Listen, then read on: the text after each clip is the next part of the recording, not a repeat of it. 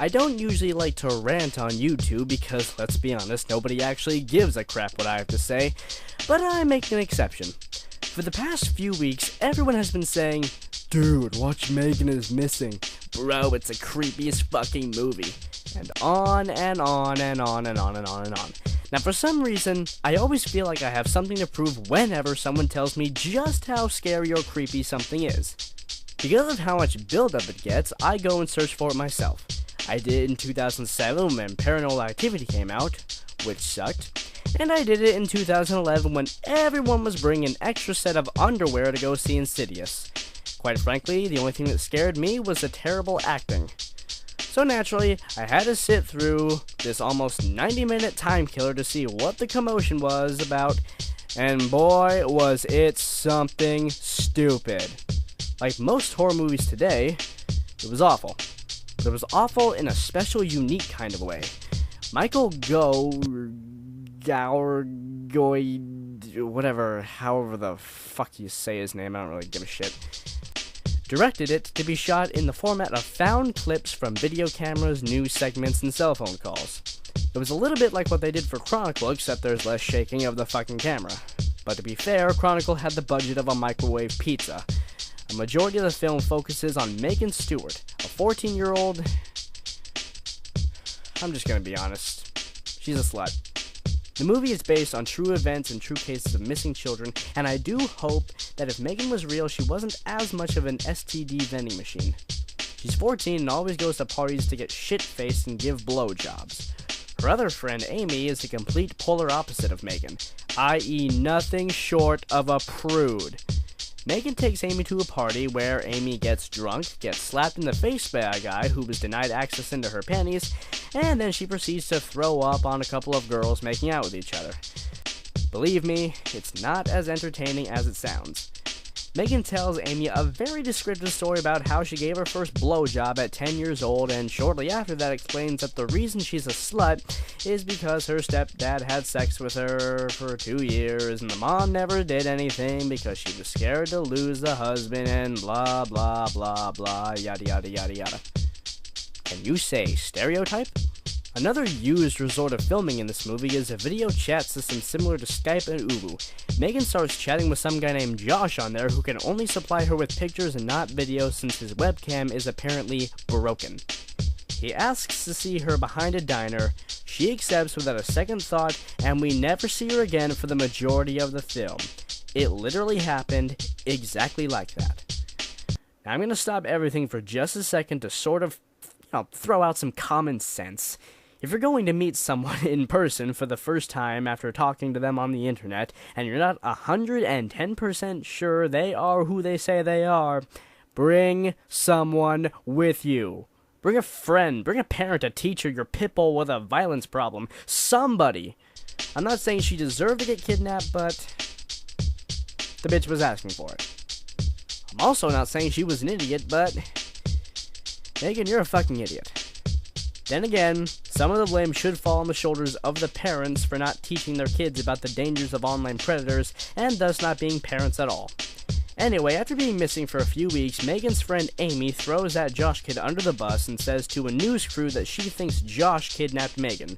Josh then contacts Amy via video chat, still not showing his face, and tells her to keep her mouth shut.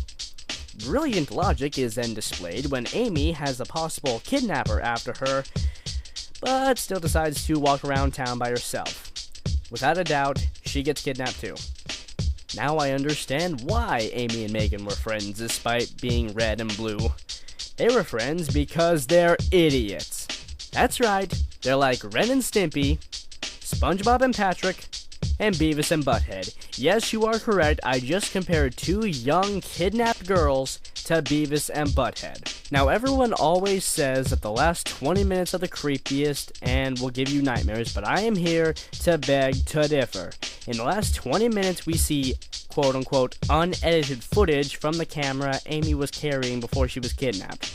In that 20 minutes, we see the kidnapper's arms, hands, feet, and occasionally his torso, but never his face. keeps Amy locked up in a pen with a chain cuff around her neck stripped to her panties. Amy is constantly shouting, "Let me go, Josh! Where's Megan? You're crazy, Josh! Let me go!" Yes, because telling a kidnapper they're crazy, then demanding they let you go will always work out. Write that down, kids. When he's not taunting her, he's raping her, and during that rape scene, all we see is her face of discomfort, and his hand, which eventually is covered in blood. At that point, it looked more like an erotic snuff film. It would have been more entertaining if they at least added a noise or two. The kidnapper, or Josh as Amy keeps shouting, finally agrees to let her go under the condition that she gets into a barrel that cannot be opened from the inside to be dropped off so she doesn't know the location of where she's at.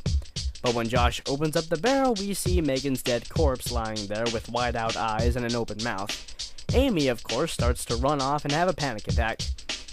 I don't really see what the difference is, to be honest. Same makeup job, same personality, same inability to say the word no. Yep, that's Megan, alright. That scene was so stupid and so predictable, I wanted to superimpose Perry the Platypus's face from Phineas and Ferb onto Megan's body, and then dub over the whole video with me going, "Oh, there you are, Megan."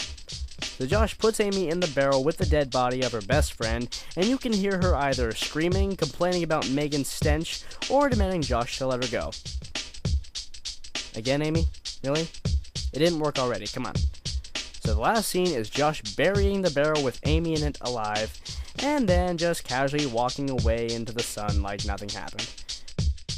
You know, everyone expects Amy to be dead in that barrel, but here's the thing. The camera was found in a trash can. The last 20 minutes are all things that were reviewed by cops and private investigators. They could have figured out Amy's location from those clips, got there in time to dig her up while she was still breathing, got a description of Josh from Amy, Josh goes to jail, Amy continues to live her life, and maybe even finds a new best friend if one can tolerate her extremely bland personality.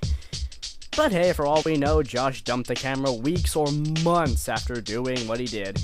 Either way, I'm glad the movie isn't longer than 90 minutes. It was 90 minutes I could have spent ruining my reputation, doing a brand new type of drug, or pulling a Kurt Cobain. At least that stuff wouldn't have made me hate humanity.